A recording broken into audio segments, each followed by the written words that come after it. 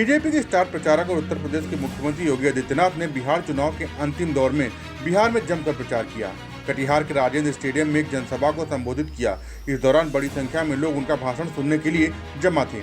योगी आदित्यनाथ ने बिहार में double engine की सरकार बनाने की अपील की और कहा, अगर एनडीए की सरकार बनी तो बिहार में बेरोजगारी, भ्रष्टाचार को दूर कर विकास को प्राथमिकता दी जाएगी। वहीं उन्होंने विपक्ष के 15 साल के शासनकाल की याद दिलाते हुए उस जंगल राज की बात कही और जाति दलगत की भावना से ऊपर उठकर परिवारवाद को खत्म करने की बात कही। जनसभा को संबोधित करते हुए उन्होंने बिहार में घुसपैठ की समस्या को लेकर कहा कि कटिहार घुसपैठ की समस्या से त्रस्त है। बिहार में एनडीए की सरकार बनने पर घुसपैठियों को निकालकर बाहर करेंगे।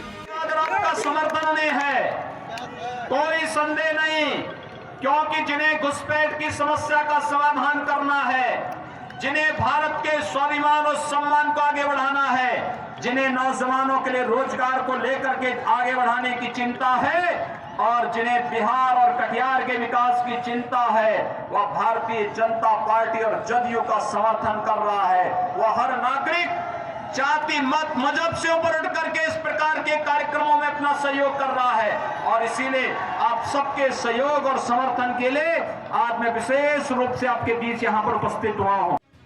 इसके बाद मुख्यमंत्री योगी की जनसभा मधुबनी के बिस्फी में हुई। बिस्फी में उन्होंने महाराष्ट्र की कांग्रेस गठबंधन सरकार पर पत्रकार अर्णव गोस्वामी की गिरफ्तारी को लेकर हमला बोलते हुए कहा कि यही कांग्रेस है जिसने 1975 में देश में इमरजेंसी लगाई थी।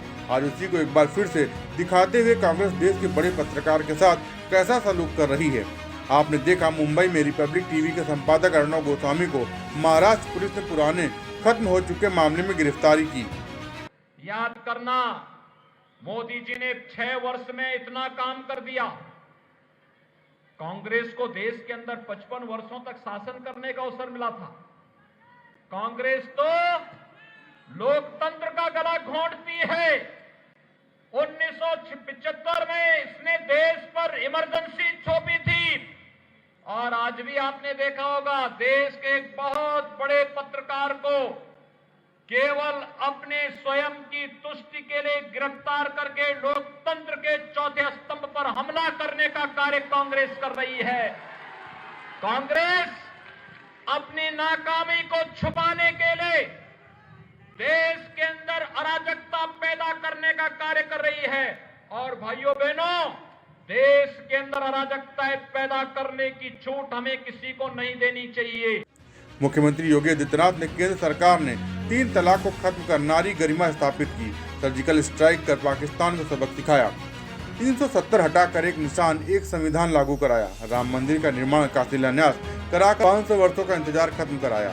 योगी आदित्यनाथ ने कहा कि मिथिला की इस पावन धरती को मैं कोटि कोटि नमन करता हूँ। माँ जानकी की धरती अयोध्या की तरह ही पवित्र है। मर्यादा पुरुषोत्तम भगवान श्री राम माता जानकी के बिना अधूरे माने जाते हैं।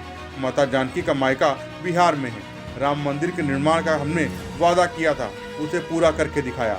चुनाव प्रचार के अंतिम दौर में सीएम योगी सहरसा के सिमरी बख्तियारपुर में एक चुनावी रैली को संबोधित करते हुए योगी आदित्यनाथ ने कांग्रेस पर जमकर निशाना साधा।